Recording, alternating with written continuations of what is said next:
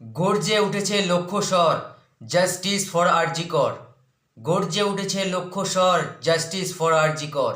গর্জে উঠেছে লক্ষ্যস্বর, justice for আরজি কর। সম্মানিত দর্শকগণ, আপনারা ইতিমধ্যেই অবগত হয়ে গেছেন যে আজ রাজ্য জুড়ে মহিলাদের রাত দখলের কর্মসূচি ঘোষণা হয়ে গেছে এবং সময় রাত 11:55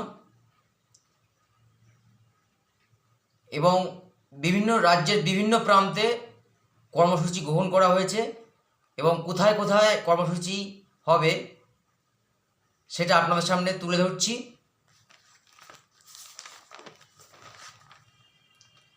হাবড়া 1 নম্বর রেলগেট, ব্যারাকপুর স্টেশন, 1 নম্বর এয়ারপোর্ট ট্যাক্সি স্ট্যান্ড,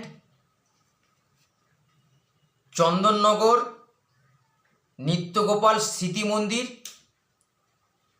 অনাথ ভাণ্ডার হাসপাতাল মোড়,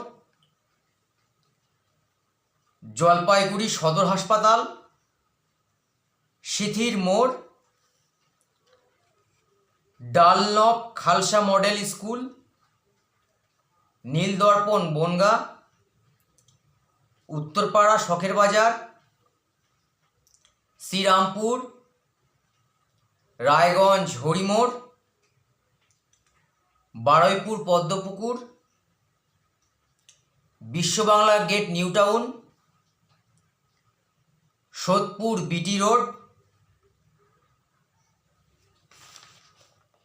করজন gate Bardhaman, college street academy, Jadavpur 8B, Chowringhee মোড় অশোকনগর, ডানলপ মোড়, উত্তরপাড়া কলেজ মোড়, মধ্যমগ্রাম চৌমাথা, আরামবাগ হুগলি, বারাসাত ডাকবাংলো, আসানসোল ভগৎ সিং মূর্তির পাদদেশ, ইংলিশ বাজার মালদা, পার হাউস হাওড়া, বারাসাত স্টেশন 1 নম্বর প্ল্যাটফর্ম, এই সব জায়গায় কর্মসূচি গ্রহণ করা হয়েছে।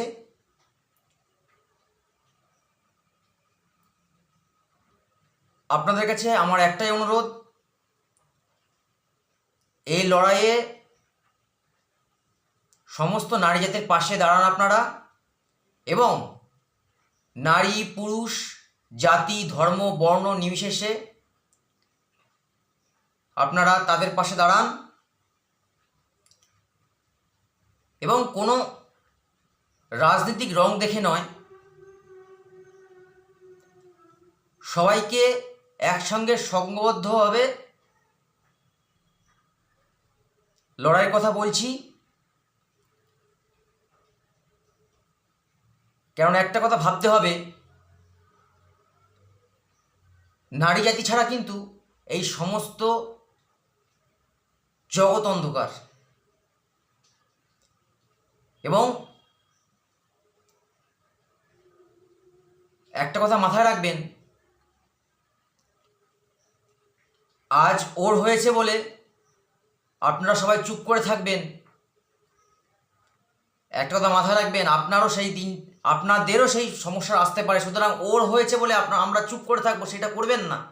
সবাই মিলে সমস্ত লোকের বিষয় এটা, সমস্ত লোক মিলে এইটাকে একসঙ্গে প্রতিবাদ করতে হবে। এটাকে, এই লড়াই কারোর একার নয়, এই লড়াই সকলের লড়াই। এই লড়াইয়ে সমস্ত সময় সকল স্তরের মানুষ, সমাজের সকল স্তরের মানুষ এই লড়াইয়ে অংশগ্রহণ করুন, কেউ চুপ করে থাকবেন না। একটা জিনিস মাথায় রাখবেন, আর কতকাল এই নারীরা পুরোপুরি যারা স্বাধীন হতে পারবে না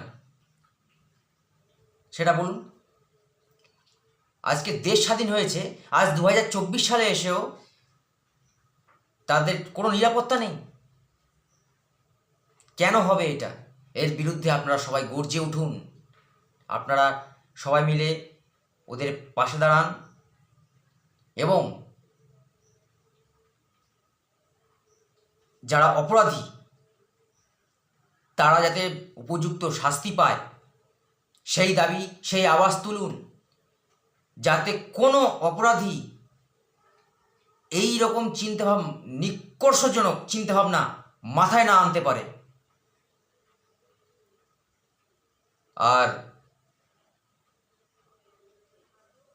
নির্যাতিতার পরিবারের প্রতি আমি গভীর সমবেদনা জানাই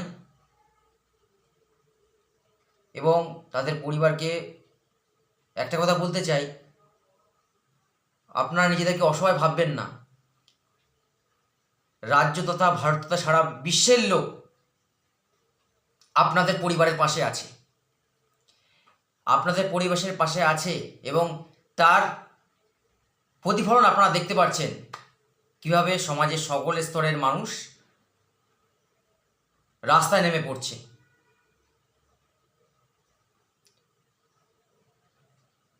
আজকে রাত 11:55 মহিলাদের যে রাজপথ দখল কর্মসূচি,